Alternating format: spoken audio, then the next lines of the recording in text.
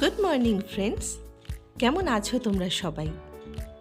Hopefully তোমরা সবাই ভালো আছো। আর হ্যাঁ, আমরাও কিন্তু খুব ভালো আছি। আর ভালো আছি বলেই মনটাকে একটু ভালো করার জন্য রবিবার বেরিয়ে পড়লাম ছোট্ট একটা পিকনিক করতে। একেই তো শীতকাল, তার ওপর পিকনিকের সিজন, তাই ঘরে কিন্তু কিছুতেই থাকতে ইচ্ছে করে না। আর রবিবার হলে তাই মনে হয় একটু পিকনিক করে আসি। তো রাতের প্ল্যান আর সকালেই কয়েকজন মিলে আমরা বেরিয়ে পড়েছিলাম পিকনিকের উদ্দেশ্যে।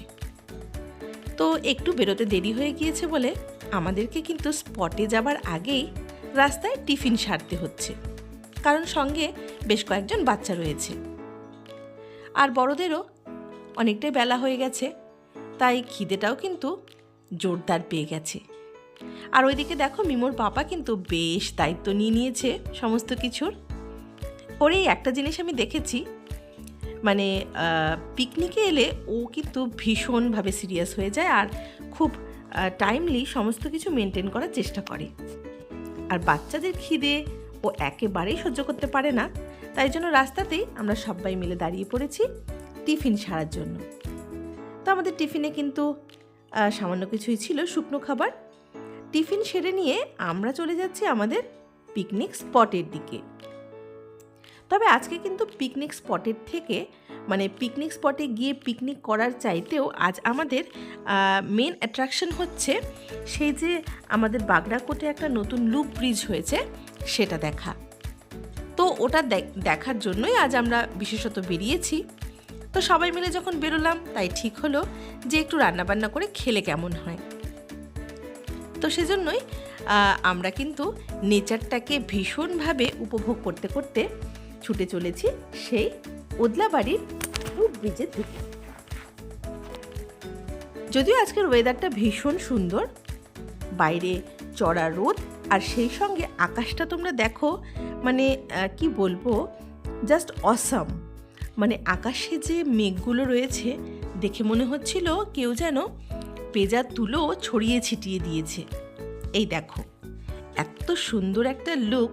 তার উপর আমরা কিন্তু এখন একদম লুপ ব্রিজের দিকে চলে এসেছি, মানে মোটামুটি আমরা ব্রিজে ওঠার রাস্তাতেই রয়েছি। তা আজ তোমাদের সঙ্গেও আমি এখানকার এই ভিউটা শেয়ার করব। আমাদের সঙ্গে থাকো, দেখতে থাকো। আর ঘরে বসে আজ তোমাদের এই নতুন জায়গার ফিলিংস দিতেই কিন্তু এই ব্লগটা নিয়ে এলাম। তো এই দেখো, এখান থেকেই মোটামুটি ব্রিজের বাঁকগুলো শুরু হয়ে গেছে। দারুণ সুন্দর একটা ক্রিয়েশন, কি বলবো, মানে এত সুন্দরভাবে জিনিসটাকে তৈরি করা হচ্ছে। আর রবিবার মানেই প্রচুর মানুষের ঢল। ওই দেখো, ব্রিজের বাঁকগুলো কি সুন্দরভাবে রাস্তার সঙ্গে সঙ্গে জয়েন করা হচ্ছে। যদিও সম্পূর্ণ কাজ এখনও শেষ হয়নি, তা সত্ত্বেও এই জায়গাটা দেখার জন্য কিন্তু প্রচুর মানুষের ভিড় হচ্ছিল। আর সেই সঙ্গে পিকনিকের সিজন, তাই জন্য আর মানুষের আর তর সইছে না কতক্ষণে এখানটায় গিয়ে এই জায়গাটাকে উপভোগ করবে। তো যাই হোক, আমরাও বেশ অনেকখানি কি বলবো, অনেকখানি একটা আশ্চর্য নিয়ে জায়গাটাকে দেখতে এসেছি। তো এই দেখো, আকাশটা আমার আজ ভীষণ ভালো লাগছিল, মানে মন ভালো করে দেওয়ার মতন ওয়েদার। আজ কিন্তু আমরা ঠিক করেছি যে এই ব্রিজের আশেপাশেই আমরা কোনো একটা ভালো স্পট দেখে সেখানেই পিকনিকটা করব।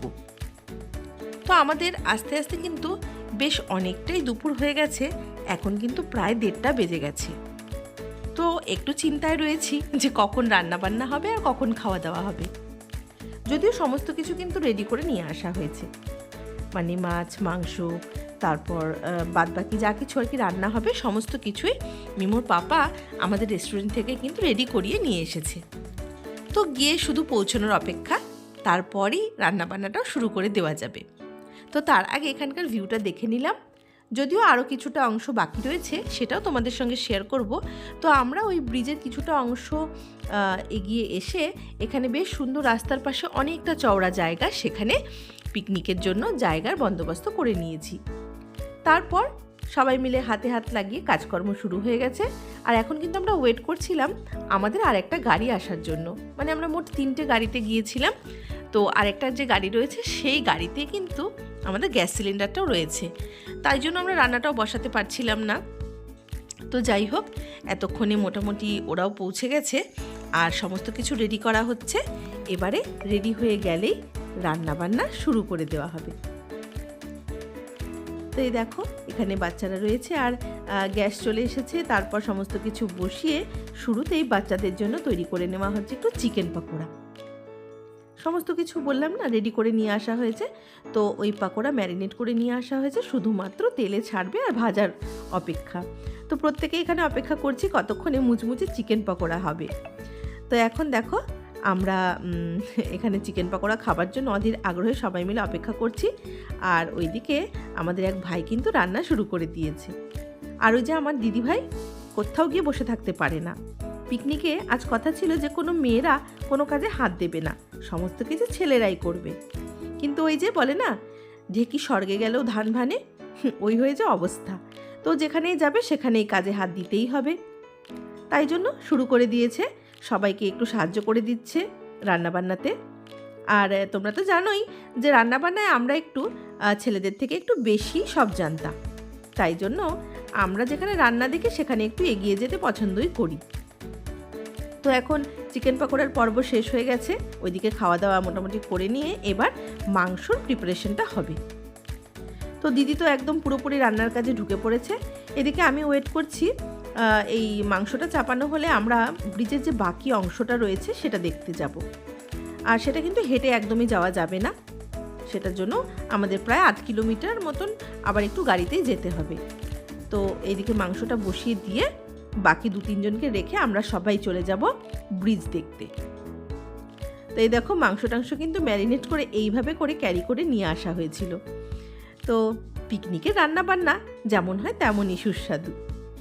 তো এদিকে রান্নাবান্না পুরো কদমে চলছে।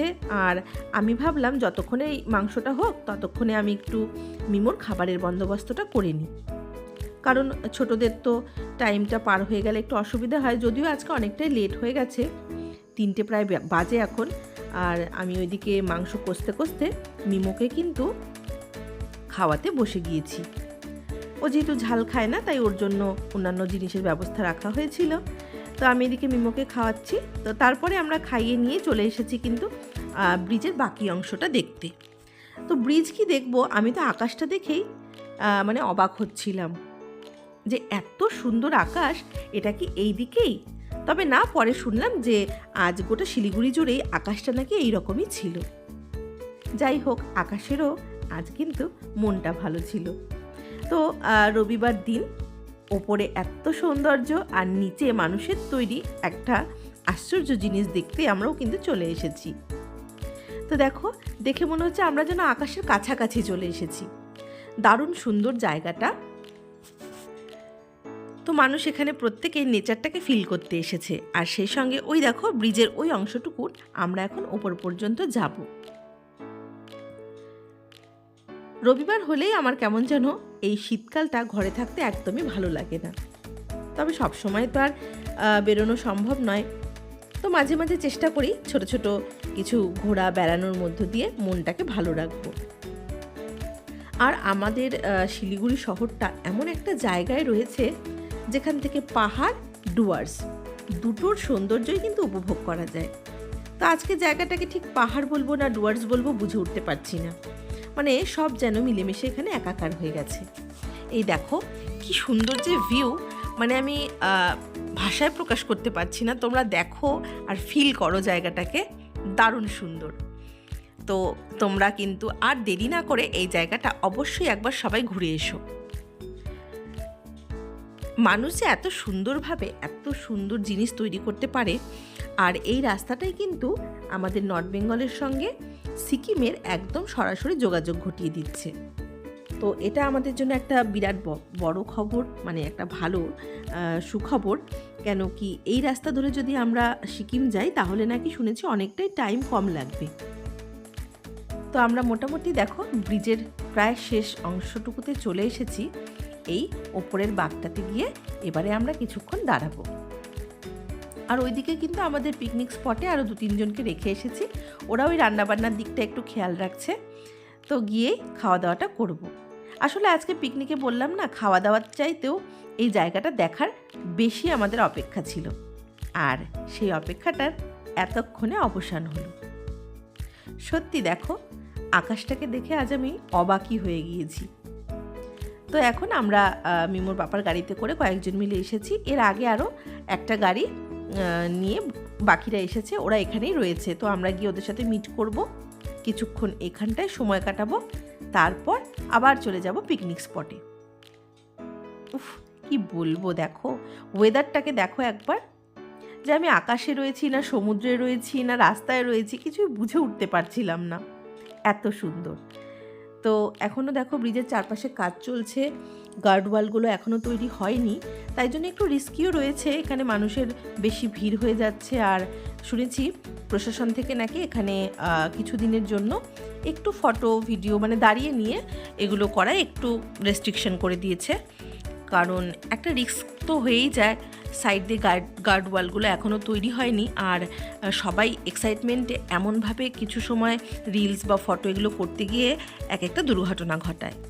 তো যাই হোক, একদিকে ভালোই হয়েছে, তবে আশা করি এই রেস্ট্রিকশনটা বেশি দিন থাকবে না, কাজগুলো শেষ হওয়ার অপেক্ষা।